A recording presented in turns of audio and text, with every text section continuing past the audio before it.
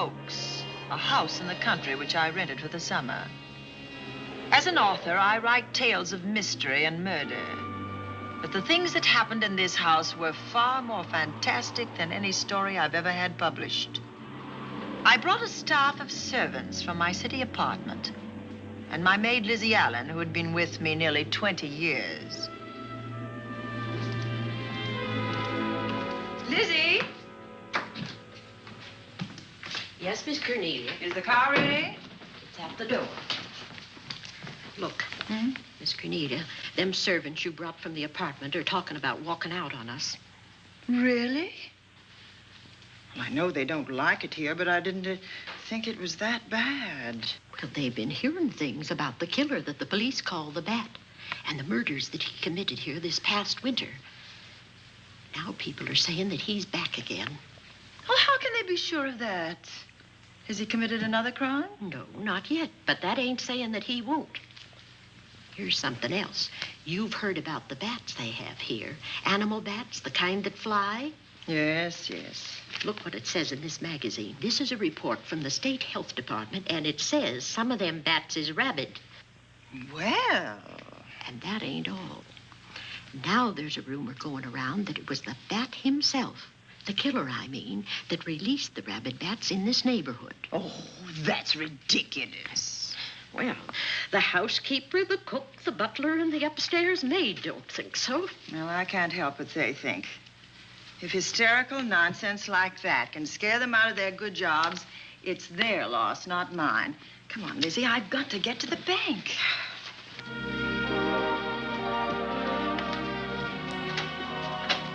Drive directly to Zenith Bank, Warner.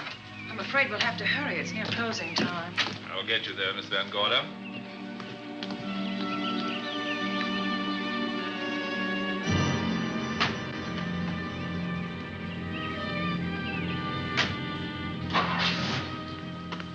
Thanks again. Miss Van Gorder. How do you do, Mr. Barry? How are you? I'm very well, thank you. You remember Lizzie Allen? Of course. Hello, Miss Allen. How do you do? So you're spending the summer with us again? Yes, yes. I've leased the Oaks, the home of your bank president, John Fleming. I heard you had. I was surprised. Why? Is there something the matter with it? No. I was surprised because Mr. Fleming said he would never rent it. Oh? Well, I rented it from his nephew, Mark Fleming, who has the real estate office here. He said his uncle would be gone the entire summer. Well, that's right. Mr. Fleming's in the North Woods now with his physician, Dr. Wells.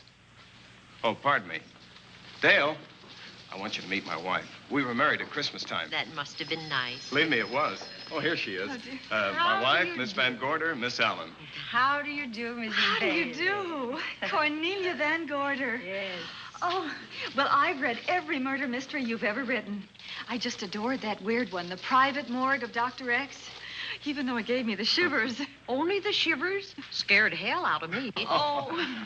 Well, I really mean that Miss Corney killed them off in that one. When you refer to my books, please don't call me Miss Corney. Pardon me, Mr. Bailey. Mr. Hines is here to see you. Oh, yes. Excuse me, please. Don't be strangers now. No, no, I we should won't. say not. Oh, so you're a bride. Well, not quite. Not since Christmas. No, I'm sure I've seen you. Well, I used to be my husband's secretary here in the bank. Of course I remember. May I welcome our most distinguished visitor back to Zenith? Oh, that's very charming, but, Lieutenant Anderson. Lieutenant Anderson, of course. Chief of Detectives of the Zenith Police Department. This is Miss Allen. Miss Allen? How do you do? Lieutenant Anderson is one of our favorite citizens. He's on the bank's board of directors. Not bad for a policeman. You must have made a good thing of it. Well, I saved my money, if that's what you mean. It's near closing time, and I've got some business in the safe deposit vault. Please come and see me, Mrs. Bailey. Oh, I'd love to. And you, Lieutenant. Thank you. Goodbye. Goodbye. Nice to meet you. My, what a charming woman. She moved into the Oaks just the other day. That house is a proper setting for a writer of mysteries. Oh, it certainly is. Vic, what's the matter? Come in here, both of you.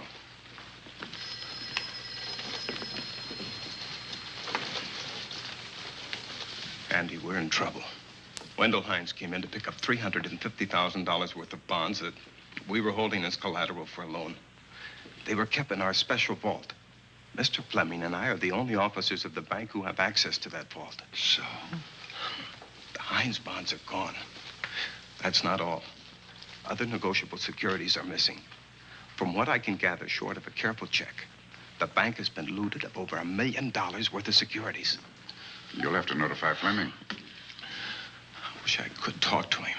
Unfortunately, he and Dr. Wells are deep in the woods. They can't be reached by phone.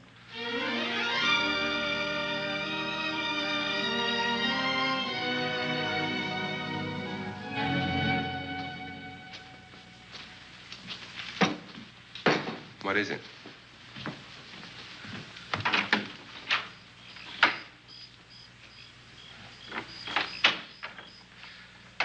I thought I heard someone on the path coming from the lake.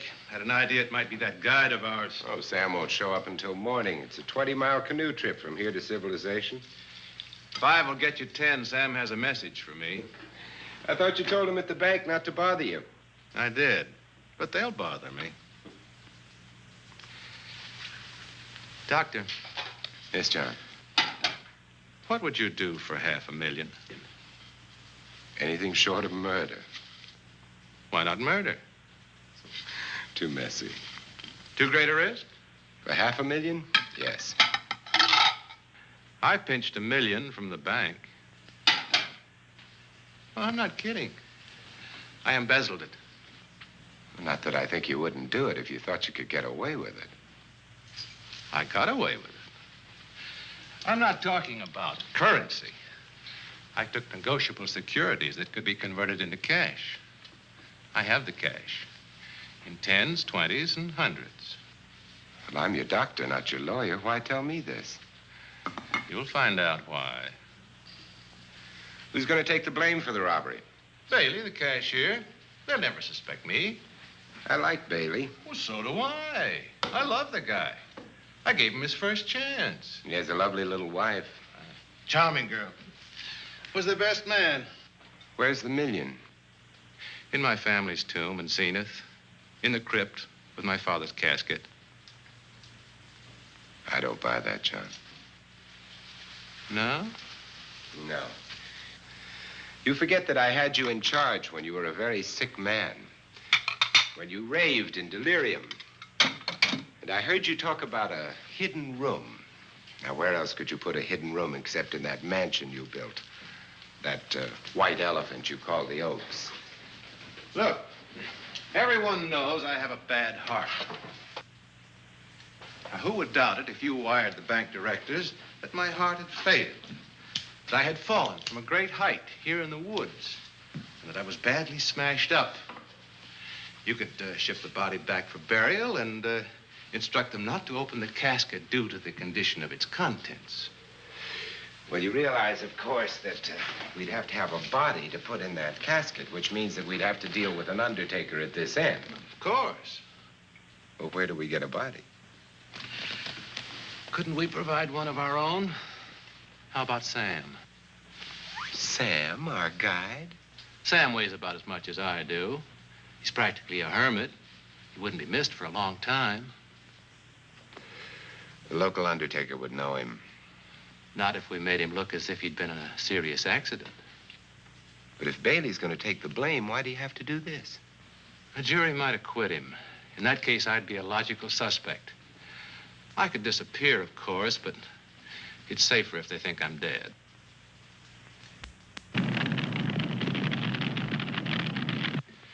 What if I don't go for this deal? In that case, it would be too bad. You mean you'd kill me? What else could I do?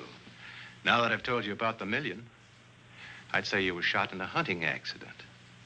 Now, look, Doctor, if you can find another body instead of Sam's, it's all right with me.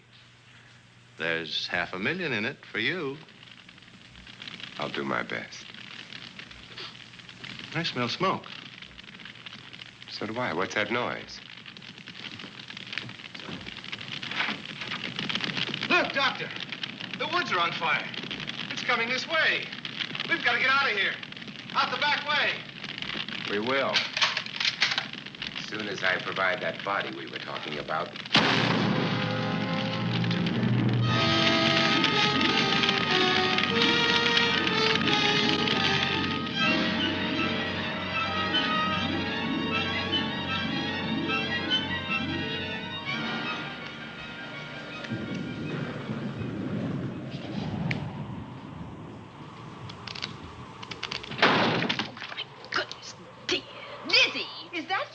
Yes, Miss Cornelia. There's a storm coming up, and it's gonna be a snorter. The wind nearly blew the door off its hinges. Well, that noise blew my game higher than a kite. I think I've lost some of the cars. Oh, I'll get them for you. Oh, I see you found the paper. Drat that paper boy, scooting by on his bicycle, just chucked it into a clump of bushes and let it go at that. For land's sake, Mr. Vic Bailey's been arrested. Oh? I think. Victor Bailey, vice president and cashier of the Zenith Bank, was arraigned before United States Commissioner Alvin Fielding, charged with the embezzlement of over $1 million. I can't believe Vic Bailey had anything to do with that robbery. Oh, well, I see our landlord is home again. Landlord? Mr. Fleming. Dr. Malcolm Wells is back in town with the body of John Fleming, president of the Zenith Bank, who was killed in a forest fire. Mr. Fleming will be laid to rest in his family's tomb on Friday. And I hope he stays there. Well, why shouldn't he? Well, this is his house. And ever since he died, some funny things have happened here. For instance? The housekeeper, the cook, and the butler said that they heard strange noises at night. And the upstairs maid swore that she met a man without a face coming up the back stairs. Oh, so that's why they quit and left me to run this place without a staff. They didn't tell you, Miss Corney, but the truth is they were scared to stay. But you're still here, Lizzie. Haven't you seen anything? No. No, and even if I had, I ain't afraid of ghosts. They're afraid of me. Honest, Miss Corney, a spiritualist told me once that ghosts was allergic to me. But this Bat feller they keep talking about in the paper, I guess he'd be different. No, I don't think you'd have the same effect on him. Oh, dear. What are they trying to do? Drive people away from this part of the country? Why, what does it say about the bat? His specialty seems to be killing women. My goodness, 2 of them in one night. All his victims died the same way, like their throats had been ripped open with steel claws. That's a charming little caper. I'll have to try it sometime. In a book.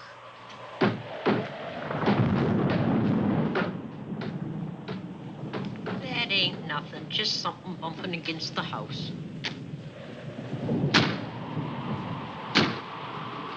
That's just the wind banging a door. Pay no attention to it.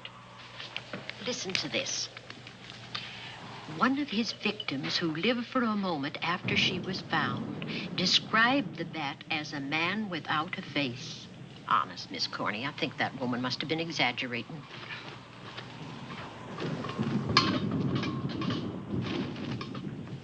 That's just that heavy tapestry at the top of the stairs. I know. I've heard it before on a windy night. That sounds as if there was someone on the stairs. I know there isn't. At least there shouldn't be. There ain't. Them's just the noises you hear in any old house on a windy night. It says here that the bat never leaves no fingerprints. That's understandable. Having no face, he probably has no fingers either.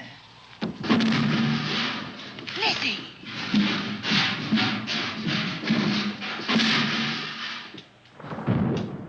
And that, I suppose, is the cat dropping its dentures. No, I don't think so. But I think it's something should be looked into.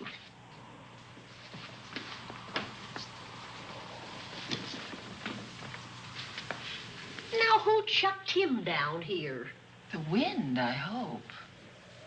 There must be a window open up there. No, Lizzie. Let him lay. Let him sleep it off. I hope the power lines don't go down, put the lights out. Now, we'll check the windows in the living room and draw the curtains, and then we'll go to bed. Yes, ma'am.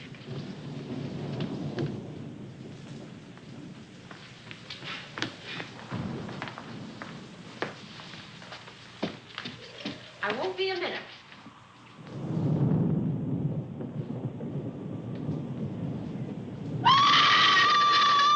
Gordy! Oh! What's that? Oh, when I went to get the tape, I turned the latch off. I forgot to turn it on again. He's out there. He was coming in.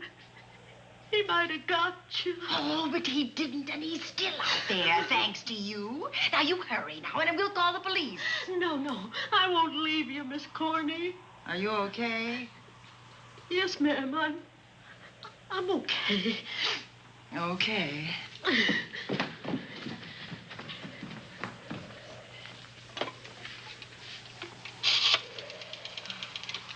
Operator?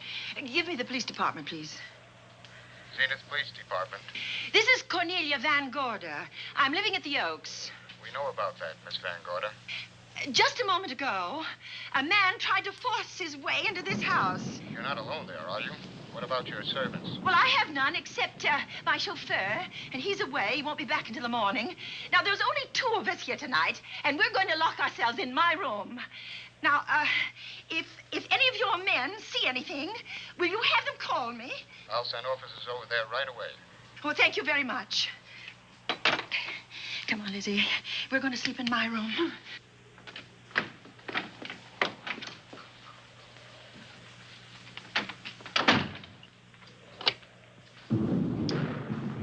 Well, nothing can get at us in this room now, I think.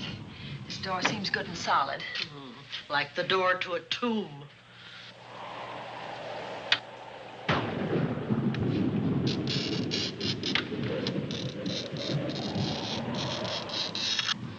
I think that couch will be comfortable. There's some extra bedding, you know. Yes, ma'am. Closet. Let's see now.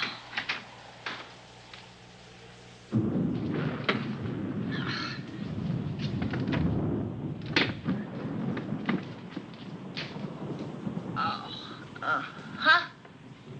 No bolt. Well, that's not so good.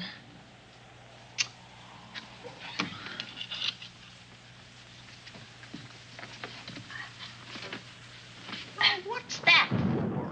That, my good woman, is a booby trap. If anybody tries to open this transom, this will be knocked off, and we'll hear it fall.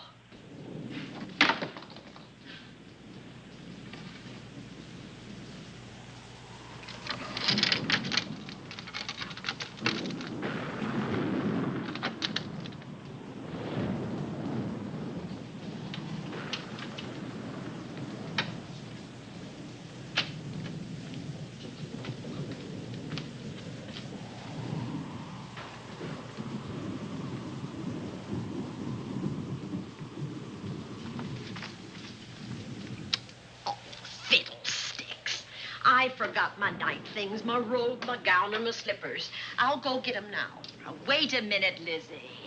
I'll go with you. Now, don't you bother, Miss Cornelia. My room's just down the hall. Lizzie, I told you to wait. It's all right. I'll only be a second.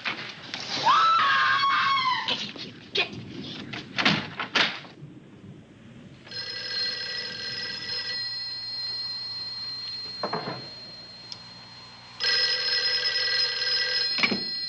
Yes? Miss Van Gorder? Yes? Zenith Police Department. There's a police car just outside your house, and the officers in it have reported that there's no sign of a prowler anywhere on the grounds. Oh, the man's inside now. He's in the hall, just outside my bedroom. Have your men break through the kitchen door and search this place from top to bottom. Okay, Miss Van Gorder. Sit tight. I will. I have a gun, and I know how to use it.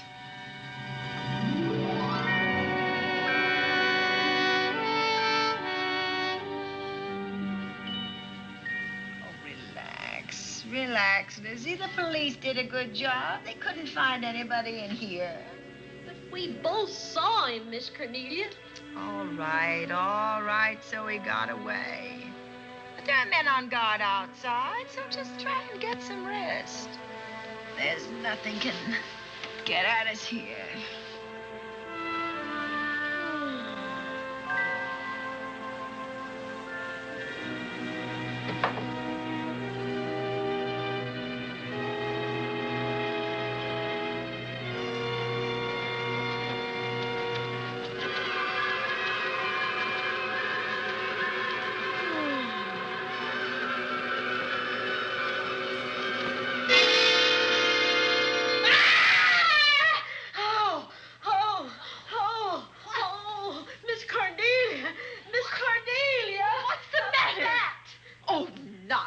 You've had a nightmare. Maybe I did.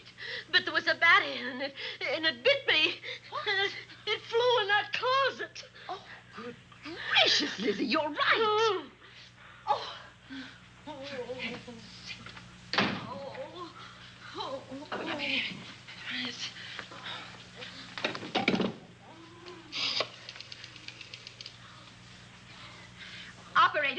Operator, will you get me Dr. Malcolm Wells' office, please? No, I don't know his number, and I have no phone book up here, but this is an emergency. Will you connect me with his office, please? Oh, dear, I'm going to get the rabies. Hello? Hello? Dr. Wells' office? This is a call service. Dr. Wells is out at the moment, but if you'll give me your name and number, I'll try to locate him. Well, this is Miss Van Gorder of the Oaks. My maid has just been bitten by a bat that may be rabid, and she must have treatment as soon as possible. And I was told that Dr. Wells was the nearest physician. I'll try to find him for you, and if I can't, I'll send you another doctor. Oh, well, thank you very much. Oh, he's out on a case. Oh, I hope it's not a delivery. A baby, I mean. They can be terribly complicated. It never bothered me none. Oh, Lizzie, you never had a baby. Of course I didn't. That's why they never bothered me. Oh, does it hurt, huh? A little.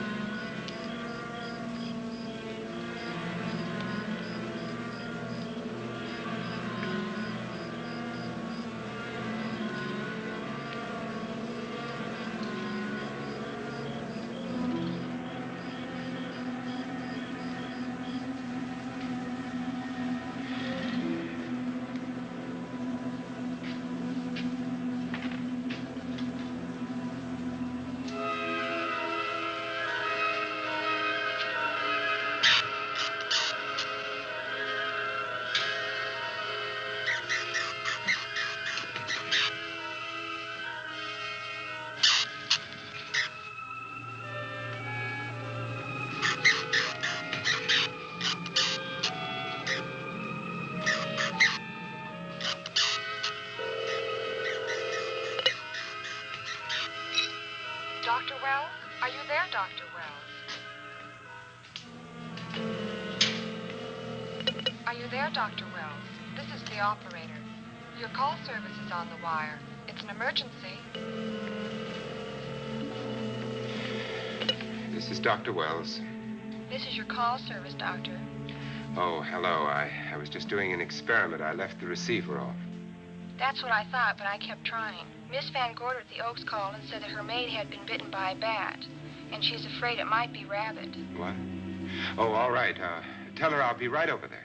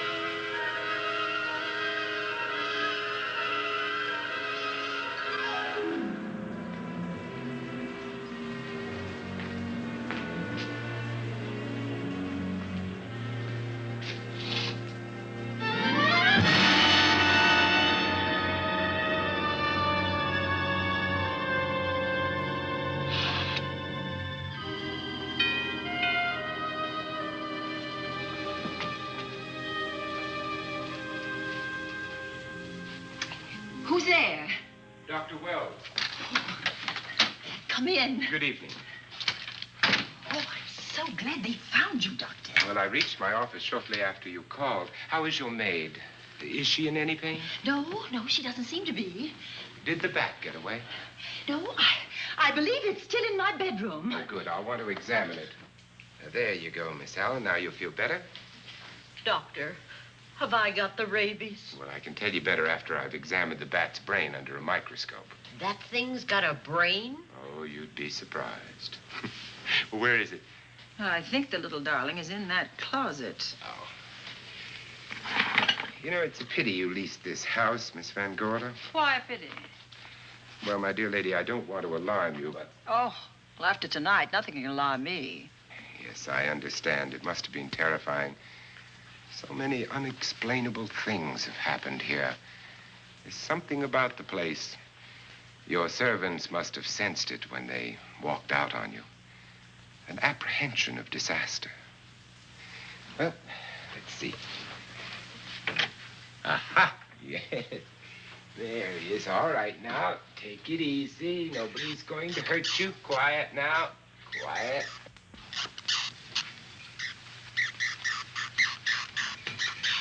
And he looks quite normal. Doesn't seem to be sick at all. Oh, ain't that nice? I've been worried about him. Well, you should be. From his appearance, I'd say that he doesn't have any infection. In which case, you've had a narrow escape.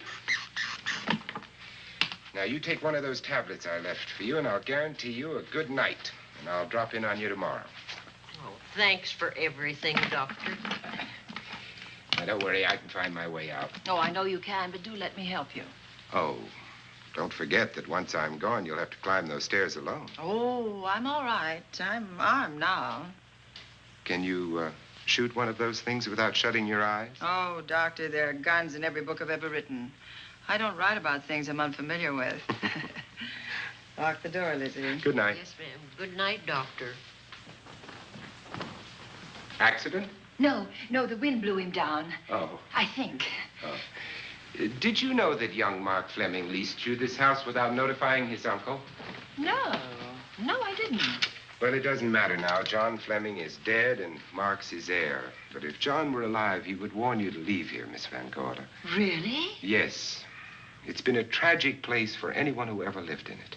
Well, good night. Good night, Doctor. Who's out there? Nobody you need worry about, Doctor. Oh, it's Andy. That's right. Oh, good evening, Miss Van Gorder. Good evening, Lieutenant. Somebody sick here? My maid was bitten by a bat. Oh? A rabid bat? Well, I'll know for sure when I get to my lab. I caught the bat. It happened indoors? In my bedroom, yes. How'd it get in? Well, there are many ways a bat could get in a house. You ought to know. I spotted this hole in the window the minute I got here. Why? That's where the two-legged bat got your door open. Miss Van Gorder told me that she phoned headquarters at Zenith. Yes, I phoned twice. The second time was after the prowler got in the house. Weren't you at headquarters, Andy? No, but they contacted me. An officer came and searched the house from top to bottom, but they couldn't find the bat.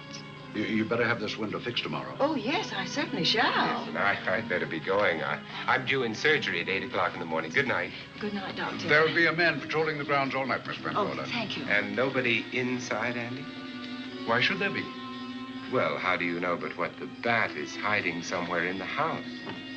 I'm quite sure he isn't in the house, Doctor. Not now. Good night. Good night.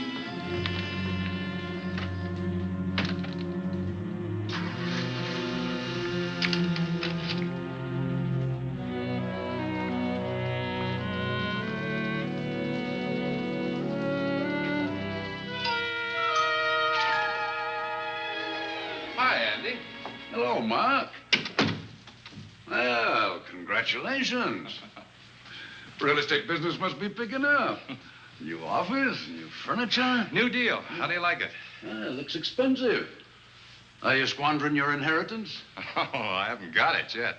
Well, the paper says John Fleming left his entire fortune to you. Funny thing about that entire fortune is that we can't find it. No kidding. Oh, all Uncle John had in his bank account was a couple of $100. And his safe deposit box was empty. If we don't find that missing million, mine will be empty, too. How come? Well, all my savings were invested in Zenith Bank stock. The examiners won't certify the bank as solvent until those stolen securities are found. So the stockholders have voted an assessment that'll wipe some of us out. It's a since those securities have been converted into cash. And if I can't find that cash, I'm sunk. Well, where are you going to look for it, Andy? Here in Zenith. Your uncle wouldn't take $1 million on a hunting trip, would he? You suspect Uncle John? Why, Andy, he founded the Zenith Bank. That'd be like robbing the family tomb. You think he wouldn't? Well, besides, Vic Bailey's fingerprints are all over the vault. Now, they didn't find any of Uncle John's fingerprints. Because he wiped them off. Can the defense prove that? They'll try to. Judy Hollander, Bailey's secretary, is a defense witness. And they believe her testimony will have a powerful effect on the jury. Oh, well, she has a powerful effect on me. Judy's a doll. Here's the book you mentioned, Judy. Your newest one. Yes, it's just been published. You can have that copy if you wish. Oh, it's a first edition and you've signed it. Yes, of course. Thank you so much. May I serve tea now, Miss Van Gorder? Yes, please do, Warner. Thank you. Well, I see you've engaged new servants. Yes, of course. Well, how did you persuade them to live in this house? Well, Jane Patterson, my new housekeeper, knows this house better than you do, Doctor. Oh? She worked for John Fleming. And Warner was my chauffeur. Chauffeur turned butler? Yes, it's incredible. He can play any part at a moment's notice. Did you get a plumber, Warner? No, we can't get a plumber for 3 days, madam. What about that leaking pipe? The basement will be flooded in 3 days. Well, the pipe is no longer leaking. You mean it's dried up of its own accord? No, not quite. I packed the elbow where the water was coming out. Packed the elbow? Oh. Thank you, madam. Now, there's a character. How long did you say that he worked for you as chauffeur? About 3 months. Well, I hope he doesn't have a police record. My dear Dale, it may interest you to know that the last night of his life, John Fleming told me that he loved your husband like a son. If Fleming were alive today, he would be fighting to prove Vic's innocence. Could Mr. Fleming prove his own innocence? Miss Van Gorder, can there be any doubt about it? There will be when Miss Hollander testifies at Vic's trial. Oh? You know something that we haven't heard yet, Judy? Something I saw with my own eyes. She's not permitted to say what it was. My dear girl, I wouldn't think of asking her. But let's assume for a moment that Fleming did steal the $1 million. Now, what would he do about it? Where is it? Hidden someplace where he could lay his hands on it without getting caught in the act. Now, if I was writing this, instead of living in the middle of it, I'd hide it right here in this spooky old house. Under a loose floorboard or up a chimney? If Mr. Fleming had the nerve to steal $1 million, he'd make his plans well in advance. I'd say he'd prepare a place to hide it. Possibly when this house was being built. Now, I rented this place from Mark Fleming, his nephew. I wonder if he'd have the floor plans. I'll ask him. Yes. Lizzie, will you bring Mrs. Bailey the phone? Oh, you ask him now. Okay. His number is Summit 7537. Oh, thank you, Lizzie. Summit 7537. Not bad, eh, Andy? That means new business. Now, you see, somebody wants to buy a house. Mark Fleming speaking. Oh, hello, Dale. Well, hang on a minute, honey, while I see if I have him. It's Dale Bailey, all excited. Miss Van Gorder wants to know if I have the floor plans of the Oaks. Now, what would she want with the floor plans? Well, she suggested to me that your uncle might have hidden the bank loot there. Are the plans here? Somewhere in the house itself. Wait a minute, there is a place where Uncle Johnny might have kept those blueprints. What place? Well, I heard him talk about it a good many years ago. I can't be sure of the exact location. Anyway, I don't think the old boy had the guts to steal $1 million. But if I find those plans, I'll let you know, Andy. Hello, Dale. Look, honey, I haven't seen those plans since I was a kid, but I'll come over tonight and maybe we can find them. Thank you, Mark. We'll expect you. He seems to think they're here in the house somewhere. He's coming over tonight. Well, that's good. Dale and Judy are my house guests for the weekend. Would you like to have dinner with us tonight? Oh, no, thank you. I couldn't. I still have a few calls to make.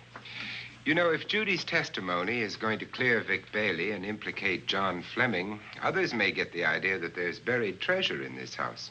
Don't even mention your testimony until you're actually on the stand. Oh, I won't. That's a smart girl, Judy, and a very lovely girl. Well, good afternoon, ladies. Goodbye, Doctor. Dr. Wells. Come on, girls, let's go.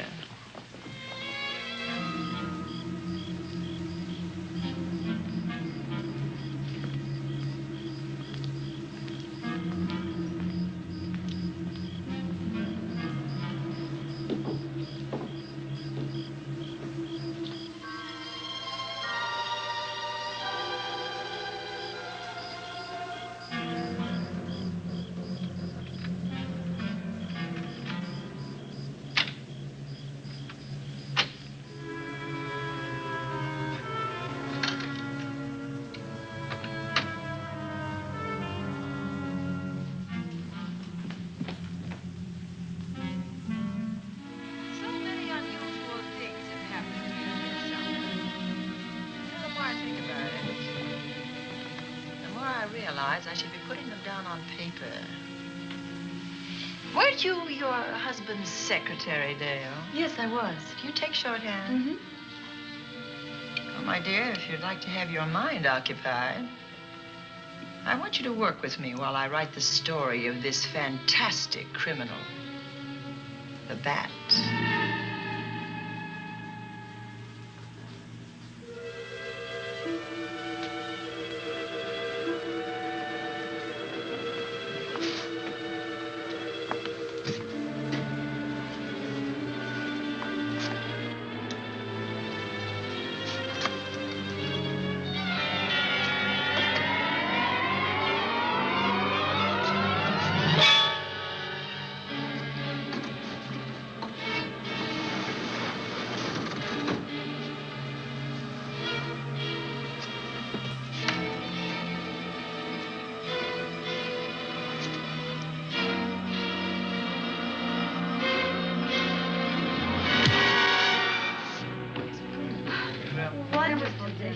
Thank you. It's really nice. Good dinner, Lizzie. As usual. Wonderful. Oh, what a lovely piece of silver. It's an original, isn't it? Yes, they still use them in England for buffet breakfasts. Some hot water in the bottom. You should keep as hot your sausages and your scrambled eggs. Interesting. It's very useful. Really nice.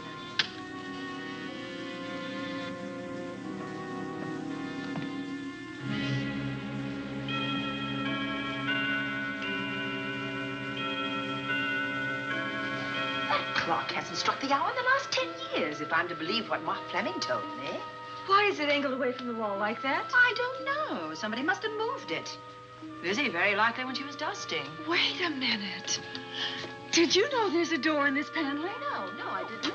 Oh, my gracious, so there is. Maybe it opens to a secret passage. Well, certainly to a secret something. This is exciting. Who knows, girls? We'll be about to stumble on that missing $1 million. There's a panel. There must be some gimmick to it. There always is. Yes, it moves. It moves. It moves. Oh,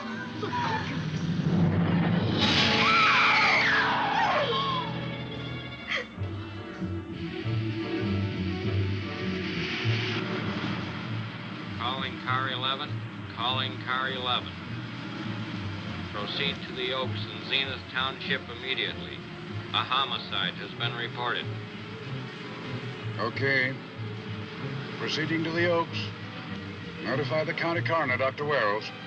Tell him to come to the Oaks at once.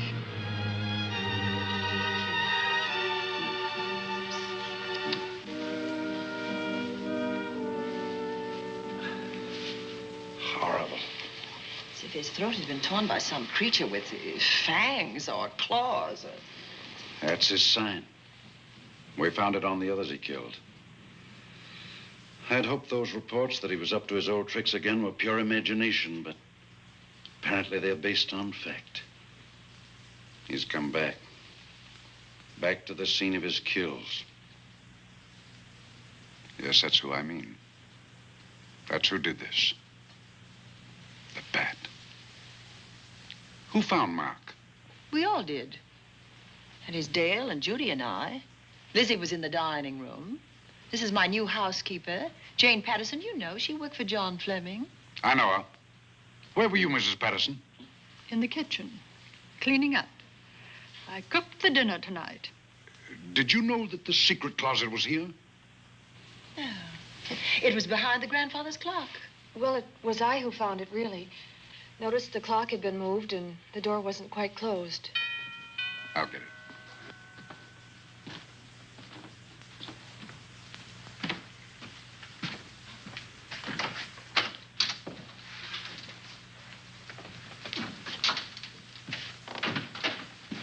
Who is it?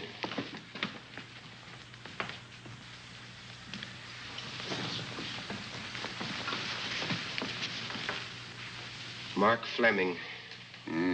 As coroner, you saw the same wounds on the others. How long's he been dead? Oh, I'd say about a half an hour. Do you believe it was the bat? That's a bat's trademark. Perhaps he's still in the house. That's possible. Why should he be? Because he's looking for something, and like you, he believes it's here. And he's a persistent killer. I would advise you to get out of this house as quickly as possible, notwithstanding our expert police protection. Have you called the morgue? They're on their way here. Oh, good. I want to examine the body before they get here. May we take it into another room? Yes, to the sunroom in the back. Thank you. Give me a hand. Excuse me.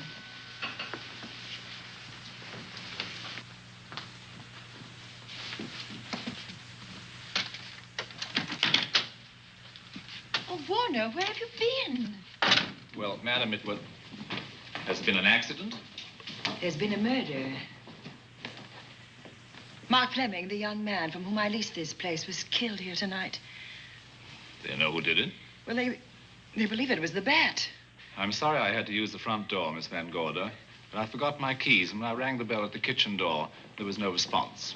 Oh, this is Warner, Lieutenant. He's my butler. He was my chauffeur. Why'd you promote him? Well, it's very difficult to find a butler. They don't like service in the country. Have you been a butler before? I've served in many capacities, sir, but this was my night off, and I forgot my keys. I heard that part. What time did you leave the house tonight? Oh, about 6:30. I had dinner at Wiley's Roadhouse. Can you prove where you spent the rest of the evening?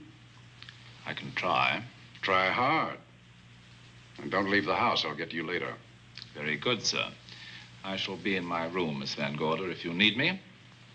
Yes, Warner. Surely you don't think he's... Warren and I have met before. I can't recall where or when, but I will.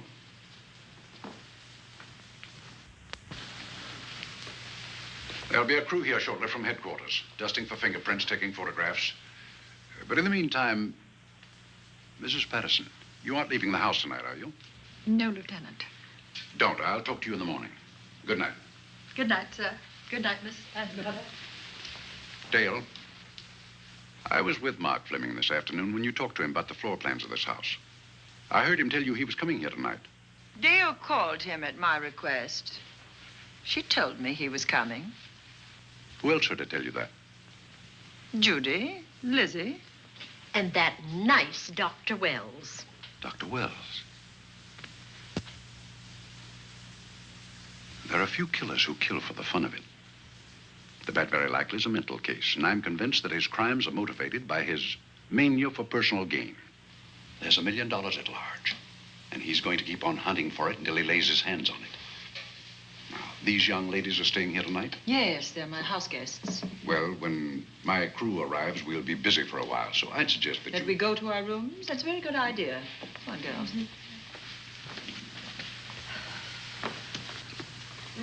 police guard for this house tonight, Lieutenant. You've got one. I'm going to cover this place tonight from the attic to the basement. If the bat makes another call, I'll have a little surprise for him. Who is he? Have you any idea?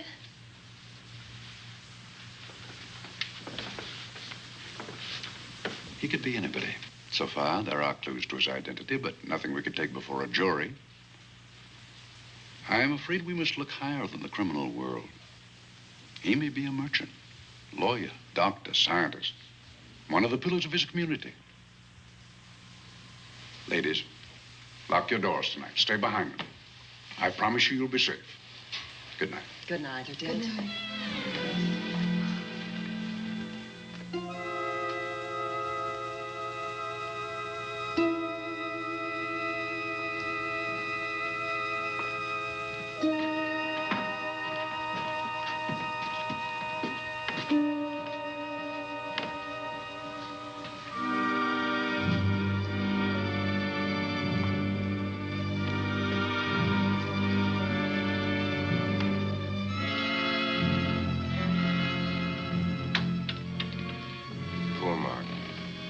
It's a pity. So young. Well, Doctor, do you agree it was the bat? In my report, I shall say the death was caused by the same technique used in the other killings. A paralyzing blow to the throat, followed by severe lacerations of the jugular, resulting in excessive hemorrhage.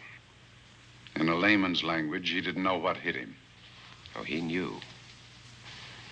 But he didn't have time to think about it.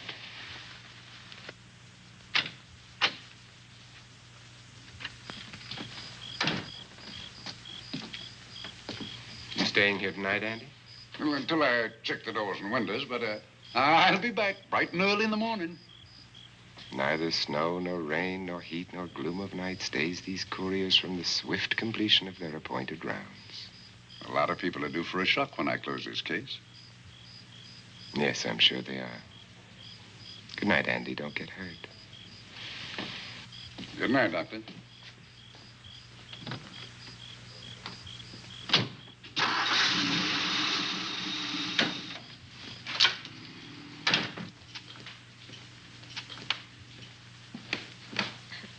You know, I think we'd better let you get some sleep. Oh, well, Lizzie and I share this room for mutual protection.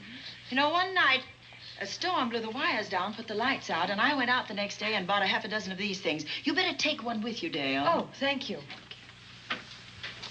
We'll go across the hall now. Are you sure there's nothing else you need? Oh, no. Quite sure. We'll be all right. Well, if anything bothers you, you just sing out, and 2 strong women will come to your rescue.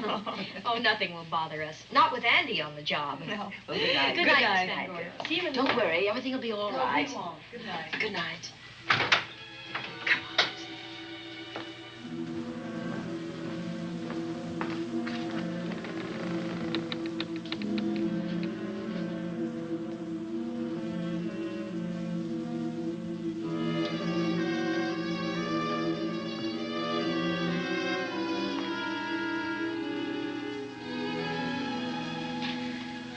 I don't think I'll sleep tonight.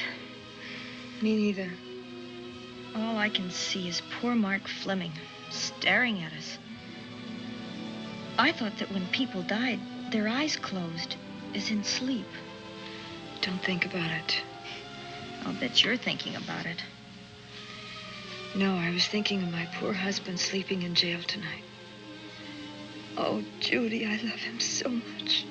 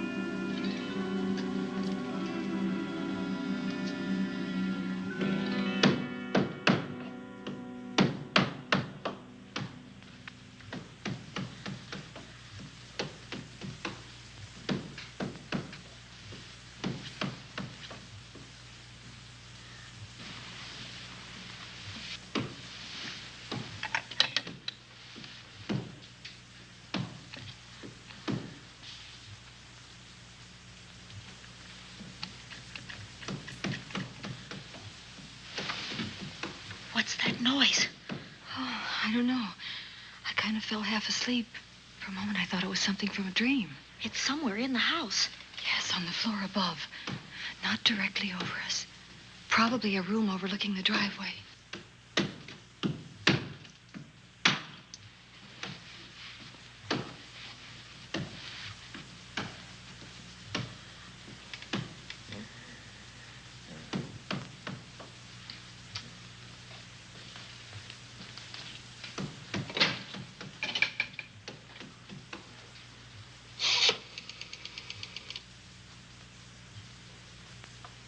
Should we call Miss Van Gorder? She'll hear it. How can she help but hear it? Oh, besides, we don't want her to think we're a couple of hysterical women. Oh, I'm about to become one. Oh, I've dear. had it for one night. Dale, you're not going out in that hall. I want to know what's happening up there. But Lieutenant Anderson said if we stayed behind our locked doors, we'd be safe. Vic isn't safe locked up in that jail. Suppose that stolen money is in this house. Mark Fleming seemed to think it was. Maybe that's what somebody's looking for. Oh, for heaven's sake, don't you hear that awful noise up there? Now, Lizzie, you've just got to stay awake. The house phone and the outside phone wires have been cut, and we can't get help. Where's that policeman? Oh, I don't know. Something must have happened to him. Now, go on, get on your robe. Oh, Dale, please don't go up there. I've got to. Think what it could mean to Vic. Now, you stay here. Oh, no. If you go, I go.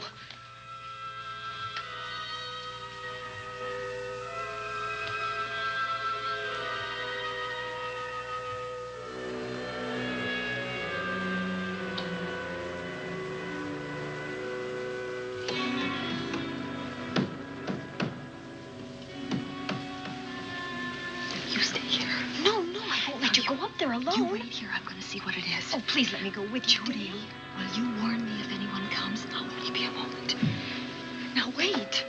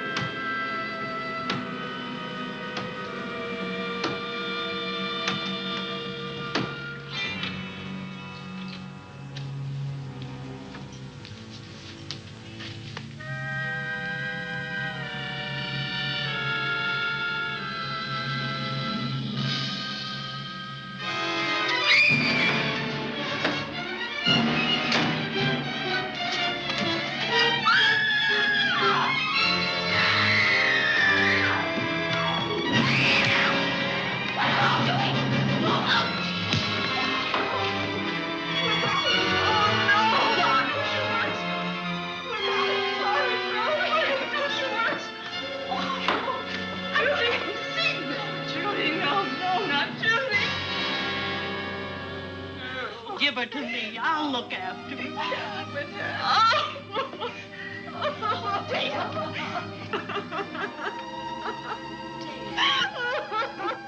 Poor baby.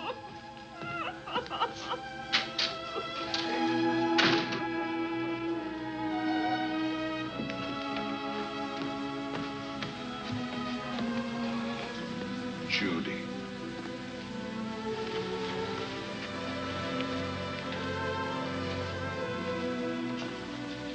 The bat.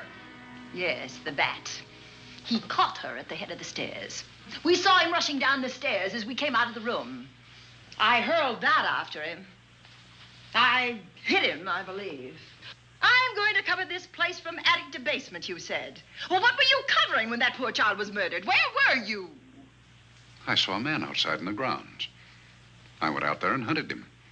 I heard him in among the trees, and so I followed the sound of him as far as the brook down near the back road. And then I lost him. I'd rather give my own life than have this happen to Judy. But I told you to stay in your rooms and lock your doors and stay there. What was she doing at the head of those stairs? That was my fault. They heard a strange noise. Heavy pounding in one of the rooms on the 3rd floor. We all heard it. I wanted to see what it was. Judy, well, she wouldn't let me go out by myself. I made her stay on the balcony. What about your new butler? Oh, well, he's in his room, I suppose. Oh, Mrs. Patterson. Oh, yes. Did you know what happened here? No, sir, but I heard the screams. I went to call Warner. We have rooms on the same floor, but he wasn't in his room. His bed hasn't been slept in. If Mrs. Patterson heard the screams, Warner could certainly hear them. You're quite right, sir. I heard them. Oh, you did? And where were you? Outside in the grounds. Miss Holland has been murdered. No. Oh, so you're surprised. Shocked.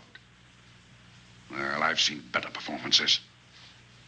I remember you now. Your name's not Warner. I've got a circular in my office with your picture on it. The Chicago police not so long ago were hunting for you in connection with the robbery. You're right again, sir. And they found me and they tried me and I proved my innocence and I was acquitted. That could have been a lucky break. Where were you when this child was killed? I told you before, sir. Outside. What were you doing there? I was following you. I saw you leaving the house, and it seemed that you were hunting someone. I thought you might need some help. Oh, yes, sir. I followed your flashlight down through the trees. Then it disappeared. And then suddenly, as I was staring out into the darkness, I was struck by something on the back of the head. The next thing I knew, I was lying on the ground. I realized I'd been knocked out. I wish you had been knocked out. But then we'd have found you with your mask still on your face. You were hit here in this house with this poker as you were rushing down those stairs after that child was killed. Oh, no, sir. You can't pin this on me. I'm not the bat. I've never killed. I couldn't kill. I won't take the rap for this.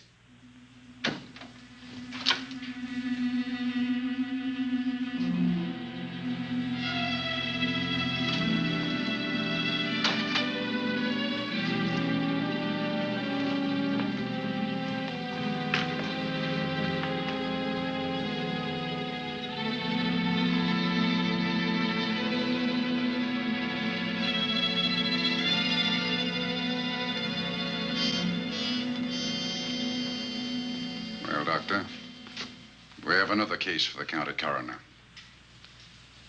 You see, the bat came back. Why did you come back, Doctor? Well, I had an accident about a mile down the road. The right rear wheel of my car came off, and I plunged into the ditch. This was the nearest house, so I came here to call for help. I thought I'd find you around, Andy. Physician, heal thyself. You must have been hit by something on the back of your head. I told you I had an accident. So you did, Doctor. So you did. I could be wrong. But maybe I'm not. We shall see. All right, dear, let's start a new chapter. For days, the murders held the headlines. Lieutenant Anderson grilled us and ransacked the house from top to bottom. Warner was not placed under arrest, but his every move was watched.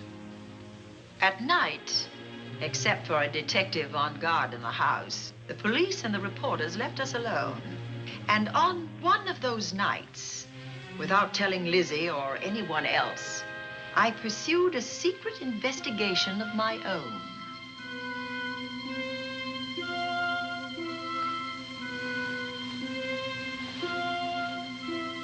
It was in an empty room on the 3rd floor where we kept our trunks and other things.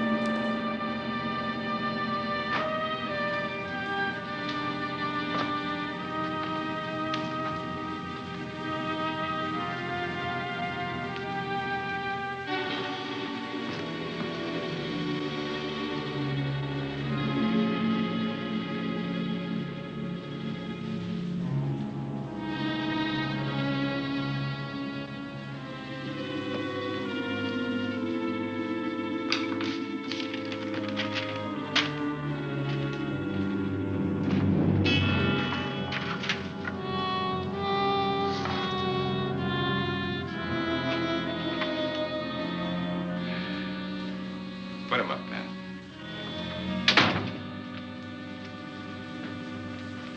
It's a bright idea to kill me in my own lab and let people think that I'm the bat. But you had to kill me first. What was it to be, ambush? And clever as you are, you're not smart enough to do that. Nor were you smart enough to find the money, though you came quite close to it. But I know where it is.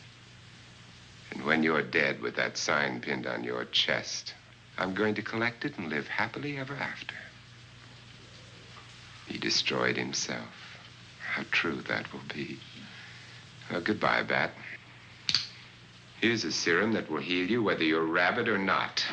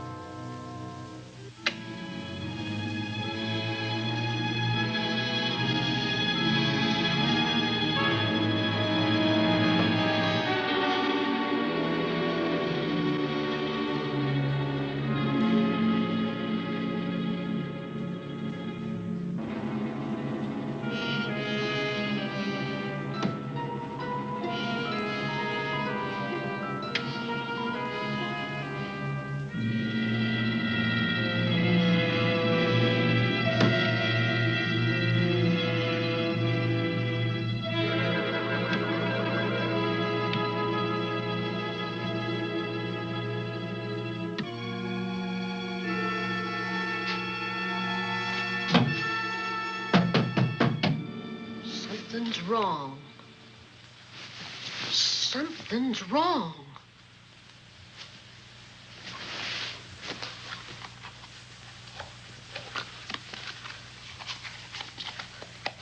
Miss Cornelia.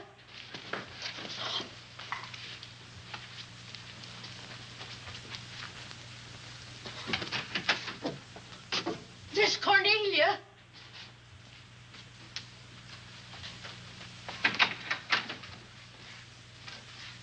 Now, where would she be going at this time of night?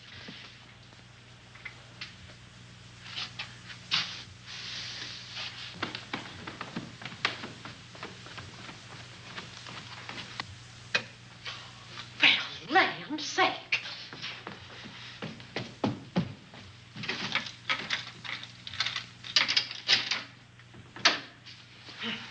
I never. Oh.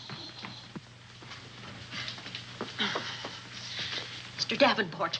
Mr. Davenport.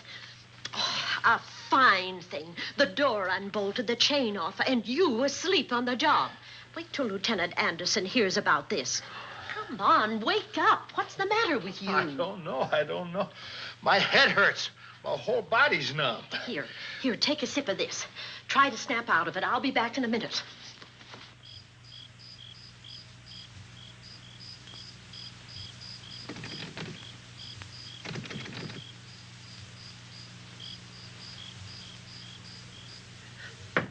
Hurry, will you? It's Lizzie.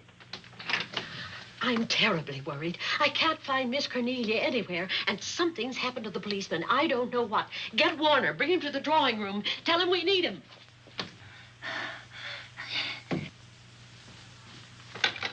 Are you all right now? Yeah, I'll be all right in a minute.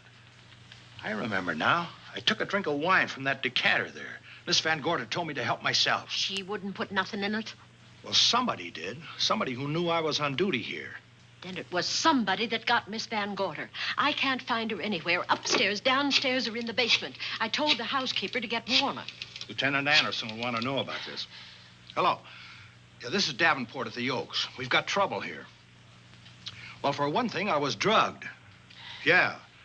But I must have been knocked out because the maid tells me Miss Van Gorder is missing. Well, you better call Anderson and let him know. He's not at home. Well, where is he? Out on a case? What case? Dr. Wells.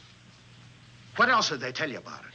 Oh, hurry, will you? We've got to find Miss Cornelia. Okay. Lieutenant Anderson is out on a case. Dr. Wells was found dead in a room next to his garage, murdered. Dr. Wells? There's something queer about the killing of Wells, but headquarters won't talk about it. Lizzie, Warner isn't in his room. There's no sign of him anywhere. And I was supposed to keep an eye on that guy. Where's Miss Cornelia? That's what I want to know. Wait a minute. Didn't you say that the chain and the bolt were off of the front door? I certainly did. Well, maybe Miss Van Gorder went outside. Oh, she never would. We better look. I can't breathe. There's no air.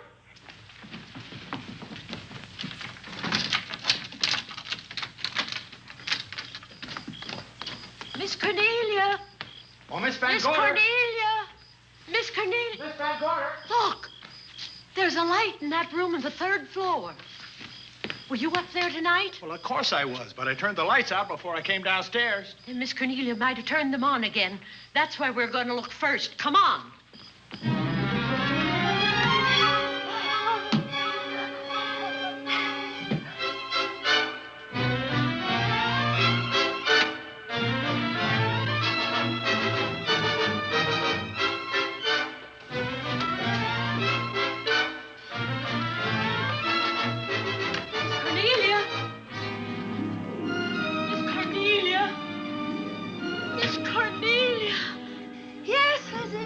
I'm here. Right here. Come to the mantelpiece. Here we are, Miss Van Gorder. What do we do now? Over the mantel, there are 5 panels. Strike it with your hand.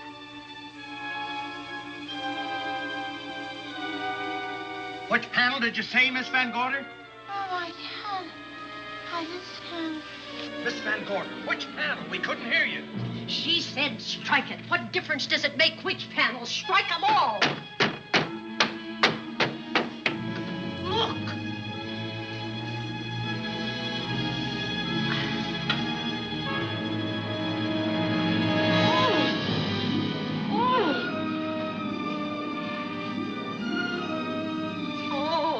It's all right now. It's all right, dear. Lizzie's here.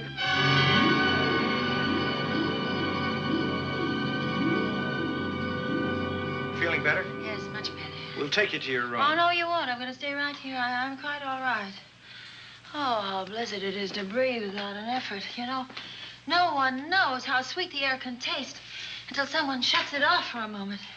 That room is just like a box. When the mantelpiece closed, it seemed like all the air was drawn out of it. Look, there it goes again. Let it close. I can open it from in here. There's a control panel behind this blueprint. Electric motor under the trap door here.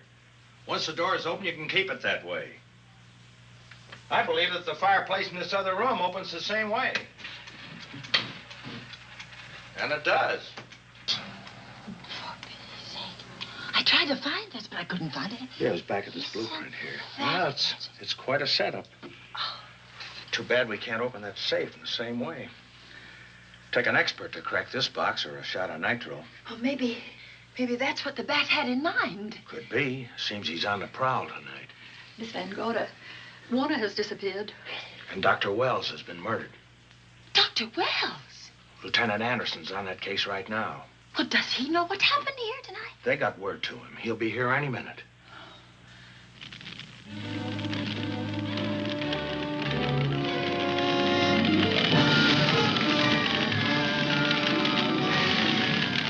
What's that noise? Miss Van Gorder, the garage is on fire. Scott, look at that. Lizzie, put that light out in the other room. Now, where are you going? to report the fire. Well, you just stay right here. But Miss Van Gorder, the garage. Well, let it burn. You watch the stair. Can't you see that fire was set to get us out of the house? Out of the house? Were you talking about the... Yes, I'm talking about the bat. Now that the lights are out, he'll think his trick has worked, and we've gone. He'll be here any minute. Well, so will Lieutenant Anderson. I hope so, but the bat will be here first. And he'll kill again if we're in his way. We've got to be as clever as he is.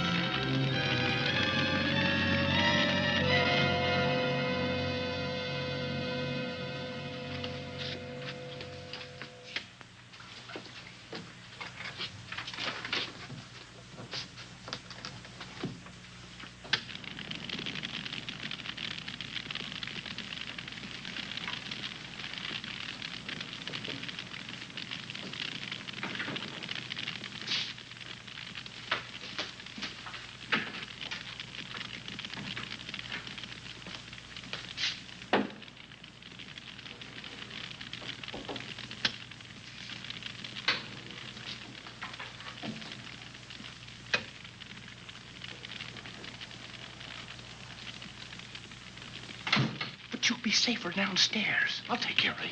Well, the others can go, but I'm going to stay right here. All right, but get out of sight.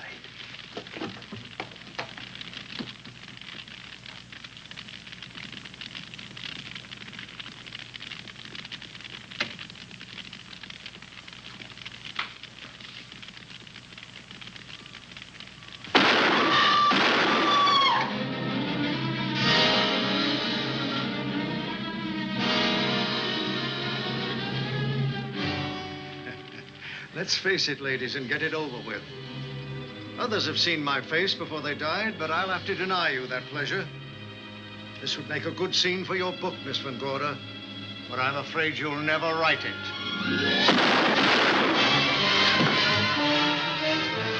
That is Warner. I could tell. You misjudged me, Miss Ellen. Warner! I don't like being a murder suspect, Miss Van Gorder. I was headed for a plane, but halfway to the airport, I changed my mind and came back. I'm glad that I did.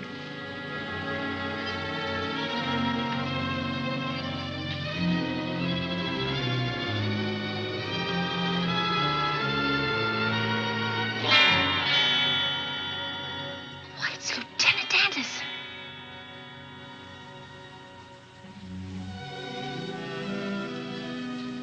Yes, it was Anderson. He'd discovered the secret of the hidden room and was waiting to get into it and open up the safe. We found the money in it, a little over $1 million in tens and twenties and hundreds. Good old Andy. With all his ill-gotten gains invested in bank stock. It's rather a clever way to hide stolen money. In the open, as it were, and so respectable. But don't try it. No matter how clever you are, you can't hide murder.